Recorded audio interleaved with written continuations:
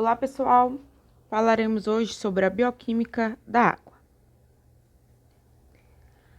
Primeiro, relembrando que nós estudamos bioquímica como a química da vida. E o estudo dessa química da vida, para ser completo e amplo, necessita-se de conhecimentos básicos que são fundamentais sobre estruturas e funções dos principais grupos de moléculas que vão compor toda a estrutura de uma célula. Entre esses compostos nós temos água, os carboidratos, as proteínas, ácidos nucleicos e os lipídios como os principais grupos de moléculas constituintes das células que nós veremos nessa disciplina. Começando hoje com a água, é claro, a água ela é a substância encontrada em maior quantidade, de forma abundante, abundante na parte interna das células, considerado um solvente universal, ou seja, ela consegue solubilizar, dissolver uma grande quantidade de compostos diferentes, por mecanismos diferentes. Nos diversos tipos de organismos, nós temos um percentual na composição dessas estruturas dos organismos, percentuais diferentes de quantidade de água, tá? Os percentuais de água em peso. Mas, em geral, o peso de água nos diversos organismos, na grande maioria, é mais de 70%. Então, você vê, já consegue verificar a grande importância que a água tem em diversas etapas e mecanismos e processos bioquímicos nos seres vivos. De acordo com as teorias evolutivas, a primeira vida ela ocorreu exatamente em um ambiente aquoso.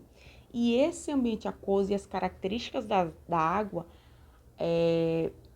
possibilitaram a evolução da vida em uma determinada linha de propriedades relacionadas com o meio aquoso.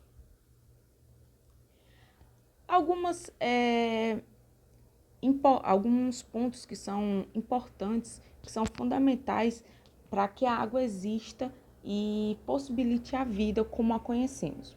Primeiro, a água ela estabiliza biopolímeros ou biomoléculas, ou seja, a estrutura dessas moléculas, muitas delas são dependentes da presença de moléculas de água. Também a água é determinante em várias reações com outras moléculas. Várias reações bioquímicas só são possíveis na presença de moléculas de água. Além disso, a água ela é altamente reativa e, ao mesmo tempo, ela é um meio onde as reações irão acontecer.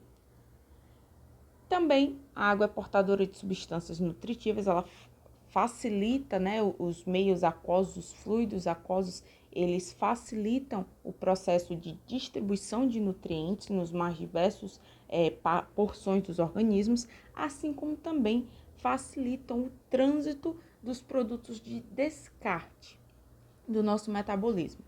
Além de ser uma ótima forma de manter a temperatura corporal. Isso porque a água ela tem várias propriedades bem diferentes, bem atípicas quando se compara a sua estrutura molecular com outras substâncias com estrutura molecular similar. A água ela apresenta altos valores, por exemplo, de calor específico, que é aquela quantidade de calor necessária para que tenha uma mudança de temperatura.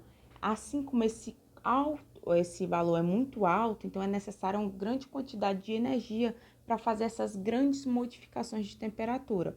E isso evita variações bruscas na temperatura dos organismos e, consequentemente, perdas de funções de proteínas, desnaturações de proteínas e desregulação de várias rotas metabólicas. Como revisão, eu trago aqui as denominações das mudanças de estado físico. Quando nós temos uma passagem do estado sólido para o líquido, é uma fusão, do líquido para o gasoso, uma vaporização, e os processos inversos, liquefação do gasoso para o líquido e solidificação do líquido para o gasoso. E quando ela passa do sólido para o gasoso diretamente, ou do gasoso para o sólido, nós temos a sublimação. Então, quando há um aumento de temperatura, um ganho de energia térmica, tende-se a passar do sólido para o líquido, do líquido para o gasoso. E o processo contrário, quando se tem uma perda de energia térmica, ou seja, uma redução de temperatura, a tendência é que se passe do estado gasoso para o líquido e do líquido para o gasoso. Uma das formas de se diferenciar o que é um líquido, de um sólido e de um gás de uma mesma substância é a distância que tem entre as moléculas e o grau de agitação dessas moléculas. Quanto mais energia ela tiver, mais as moléculas vão estar agitadas e mais distantes uma da outra. Por isso, um gás ele apresenta maior distância entre as moléculas do que um líquido e o líquido mais do que um sólido. Então, não esqueçam disso. Iniciando sobre a estrutura e as propriedades da molécula de água. A forma molecular da água é H2O. Estruturalmente, nós temos uma molécula de oxigênio com duas ligações e cada uma dessas ligações um átomo de hidrogênio. Como existe uma diferença de eletronegatividade entre o oxigênio e o hidrogênio, o oxigênio ele acaba atraindo os elétrons que são compartilhados nesta ligação, nas duas ligações que o oxigênio faz com o hidrogênio. Tendo assim, portanto, cargas parciais. Nós temos uma carga positiva em cada um dos hidrogênios e duas cargas aqui, negativas parciais no próximo ao átomo do oxigênio. Essa diferenciação, apesar da molécula de água não apresentar diretamente cargas, ela tem essa diferenciação que nós chamamos de natureza dipolar, que traz características muito diferenciadas da molécula de água. Fazendo assim com que a molécula de água, ela isolada, ela consiga produzir uma forte atração eletrostática entre as cargas positivas, negativas de um átomo de oxigênio de uma molécula de água e a carga parcialmente positiva de um hidrogênio de outra molécula de água que esteja próximo. E essa atração entre a carga negativa de um oxigênio de uma molécula de água com a carga positiva de um hidrogênio de outra molécula de água, nós chamamos isso de ligação de hidrogênio ou pontes de hidrogênio, como algumas literaturas utilizam essa denominação. Aqui nós já podemos ver essa forma de ligação entre duas moléculas. Nós temos aqui uma molécula de água com seu oxigênio, seus dois hidrogênios, da mesma forma que a molécula de água, o oxigênio, seus dois hidrogênios. Nós temos uma atração, uma ligação, não é atrativa, chamada de ligação de hidrogênio, que ela é simbolizada por esses três tracinhos azuis, entre um hidrogênio, que é parcialmente positivo, esse símbolo aqui significa que é parcialmente positivo, certo? Que não é uma carga positiva propriamente dita. Ele se atrai com a parte parcialmente negativa de outra molécula de água, que no caso é o oxigênio. Então, sempre vai ser assim, uma ligação de um hidrogênio com o oxigênio de outra molécula. Essa distribuição de cargas também nos faz lembrar da última aula, né? Apesar de só terem o oxigênio só se ligar, fazer duas ligações, essas cargas fazem com que a molécula, no formato tridimensional, ela tenha uma semelhança com aquela geometria que nós vimos tetraédrica do carbono. Né? À toa até que os graus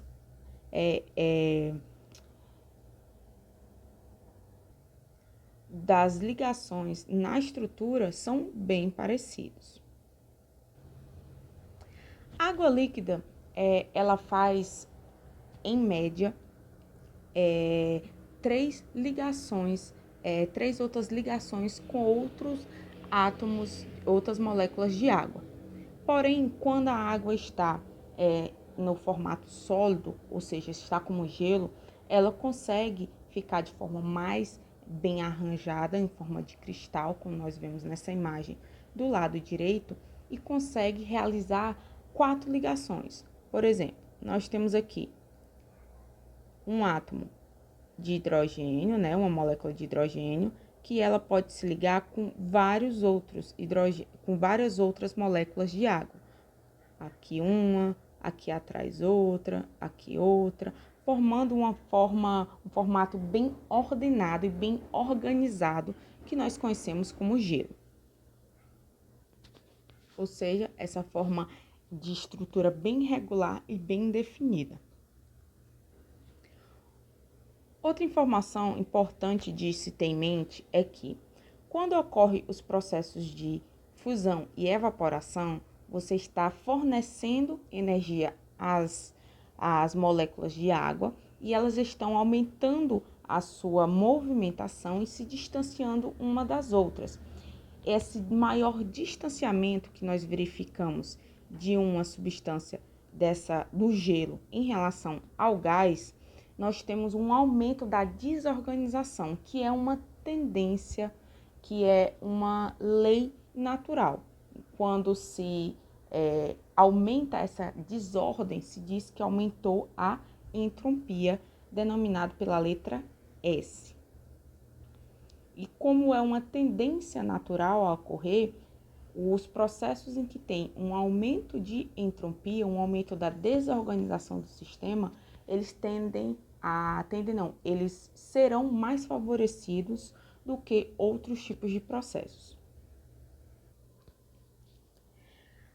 Então, todo esse estudo, né, bem mais que nós fizemos simplificado aqui, da estrutura tridimensional da água, traz a ela características e propriedades totalmente anormais quando se compara a água com outras substâncias, com outras moléculas que têm uma estrutura similar, certo? Aqui nós temos valores muito mais altos de capacidade calorífica, ponto de fusão, de ebulição, de calores de vaporização, entre outros. E essas características, elas estão extremamente relacionadas, principalmente, no caso, com a grande quantidade de energia que vai ser necessária para você romper todas as inúmeras ligações de hidrogênio que existem entre as moléculas.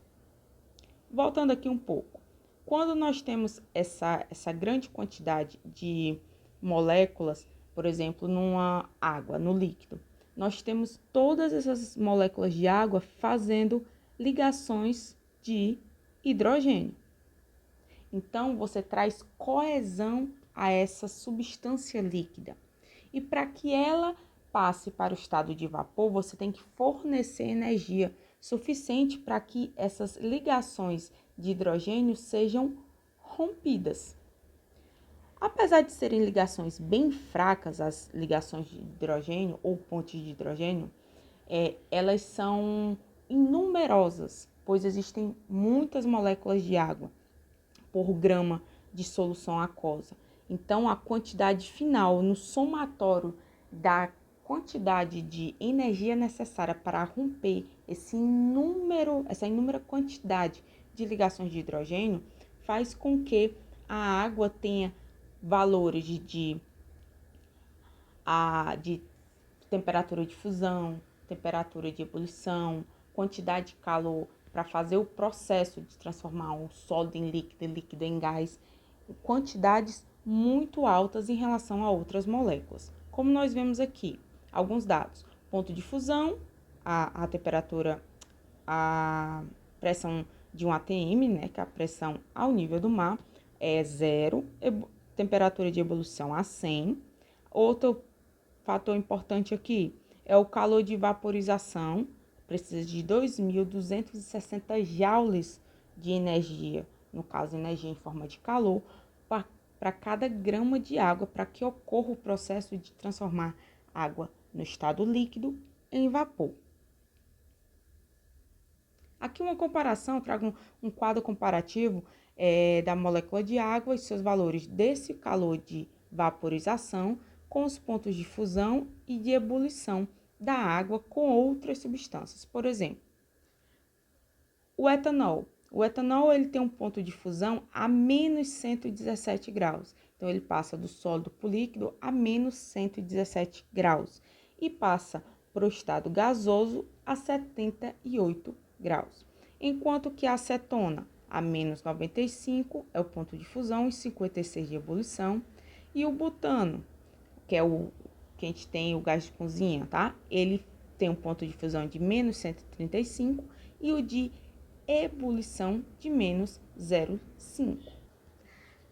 As ligações de hidrogênio não são realizadas apenas entre moléculas de água, mas podem ocorrer também entre moléculas que não sejam moléculas de água, mas que estejam em situação similar, em que tem um átomo como um oxigênio que esteja parcialmente negativo e ele se atraia por um outro átomo de outra molécula que esteja parcialmente positivo, certo? Então, os outros tipos de moléculas que não sejam a água, que tenham essa característica, eles vão ter uma maior quantidade de ligação um entre os outros. E é necessário uma adição de grande quantidade de energia para que essas ligações sejam rompidas.